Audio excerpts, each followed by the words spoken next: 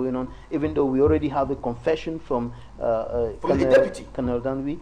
And of course, now, as a human right defender, human right activist, how can you qualify these kind of heinous crimes that we are seeing in Cameroon today? What happened to Martinez Zogo and the journalist Ola Bebe has also been happening to many Cameroonians in the northwest and southwest regions of the country, both in the National Armed Forces and civilians. These extrajudicial killings, these are actions that are contrary to national and international legal instruments, including the Universal Declaration of Human Rights in its Article 3, 5, 19, that are being violated outright.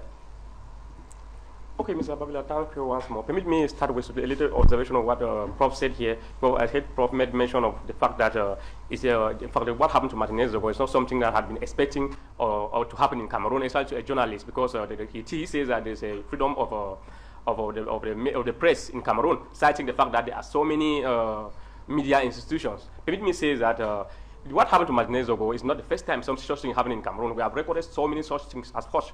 Journalists in Cameroon are being targeted in one way or the other. We have the case of Samuel Zimbabwe, who was arrested in Southwest region, tortured and detained in Incommunicado for a long time before later on being killed. That up to date we have not yet seen his dead body. We don't know where the body is found. And again, journalism has tended to it seems to me now, it seems to be a crime in Cameroon, because we realize that there are so many journalists in Cameroon who are being detained, who are currently being detained, especially with the connection to Anglophone crisis, and others who are in one way or the other denouncing some acts of corruption in Cameroon. And apart from that, it's very clear that human rights defenders or journalists are suffering the acts of reprisal in our country. So let me say that freedom of expression in Cameroon is still, freedom of expression in Cameroon or freedom of the press is still very far. First of all, maybe because these journalists are not being protected. The regime in place is not protecting journalists. And we come into your question.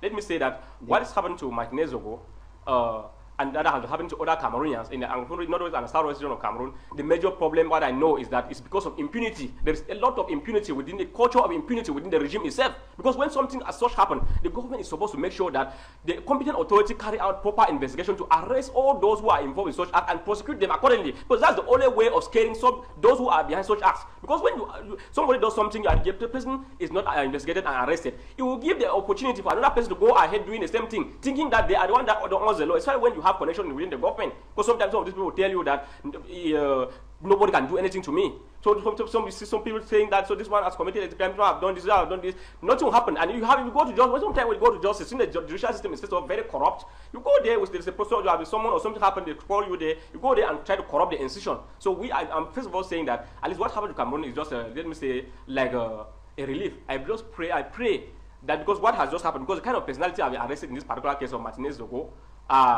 in fact, it's really encouraging. It's a sign. I just pray it's a new dawn for Cameroon, because I think that if this can continue this way, even though these people are still suspects that are still pending investigation, that investigation is still going on, I pray that the government should make sure that the competent authorities should make sure that these guys, all those that are suspected to be in connection, to have in one way or the other contributed in the assassination of Martinez Zogo, are arrested and prosecuted accordingly, so as to scare other people from doing such things. And with regard, it's regrettable because Cameroon is a state of law, and our country has signed so many international and regional treaties and conventions to protect journalists, protect citizens, and all the rest. But in the Anglophone region, Northwest and Southwest region, it's regrettable to say, it's unfortunate to say that citizens of those regions, unarmed citizens, are being killed on a daily basis by defense and security forces without any justification on a problem that ought to have been solved. That's the problem that can easily be solved by the government. It seems as if some people, especially the war entrepreneurs, those who are within the government and benefiting a lot from what is happening in Norway and South region, are taking the country hostage, and does not want that the crisis should be resolved, so that they can continue benefiting from what they are benefiting in the, as a result of the conflict. Meanwhile, citizens are dying,